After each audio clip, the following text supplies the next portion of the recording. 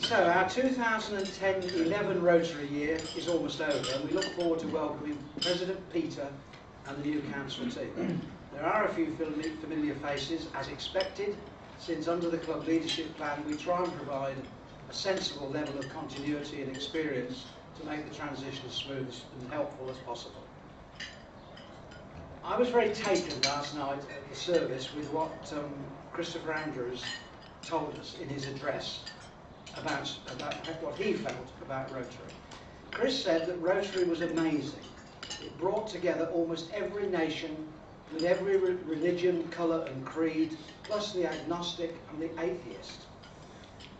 Our principles did not merely say do good to your enemies, said Chris, or help your friends to ensure a welcome at the pearly gates or a place in the afterlife. It just said give help and aid to those most in need without expectation of reward or thanks. Obviously, though, thanks would be nice. He said it's all summarised in those three small words best known to us in our motto, service above self. And he thought that Rotary was quite unique in the world today for having a truly humanitarian objective to try and make things better without sending any political or religious message, to help to do good being a simple end in itself. And I thought that was very profound. Our global grant schemes do, however, seek to improve in sustainable ways, just as we try when we give out Samaritan grants and gifts, to help those who are helping themselves and where we can see long-term benefit. But sometimes, like Haiti, people just need those shelter box tents and equipment to stay alive. This Rotary year started after the sad death of our President-elect, Doug Wright, and the unfortunate and eventually unprecedented resignation of our immediate past President, Rosalba Bertram. We are all mortal, and despite being entreated to add to our numbers with some unwelcome assistance from the Grim Reaper, I presided over probably the biggest fall in numbers in our club. But when I listened to the wise vicar of my church last night and look back on what we have achieved once again, I think maybe we did okay, and maybe we are okay. When this year started, and it was not my year, it was your year, and that's what I've tried to emphasise. But you are looking mystified, so maybe I didn't succeed. Before July, there wasn't much laughter at meetings, and so I determined to welcome every single one of you and our guests with a handshake and a cheery greeting when you arrived at every single meeting and event we attended. I hoped you would see this not just a welcome from me, because I'm not important, but a welcome in the spirit of friendship in Rotary. And laughter did return to our meetings. I may have seemed too overconfident at times, as one of our wise members suggested, and if it appeared so, I apologise, but I can assure you that it was not always felt so on the inside. There seem to be many issues, and I've struggled with them, but I must pay tribute to the help and guidance of my fellow officers and council members, and from other past presidents from whom I have sought advice. We provided this wise advice and have played a much larger role in the leadership of this club than I this year.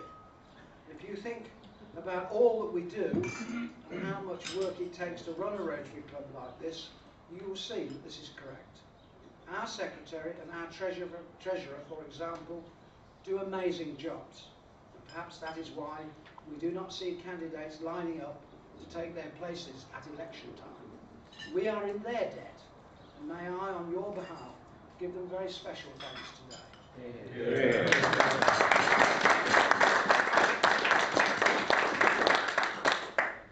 But one of the great things about Rotary is that everybody gets a job to do. You simply cannot stand on the sidelines. We're not a luncheon club, although we do enjoy our lunches and the opportunities for fellowship and networking, just like Paul Harris, our founder, said all those years ago as he rotated the meetings around his friends' offices.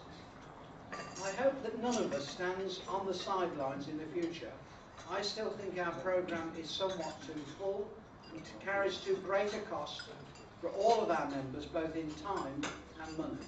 I think we try to do too much, and that Rotary is so complex in the depth and breadth of its activities that even I, as president of the district team, find it hellishly complicated in all our vast range of activities. But I guess service above self comes at a price. However, I'm always reminded that no one is expected to take part in everything, only the president.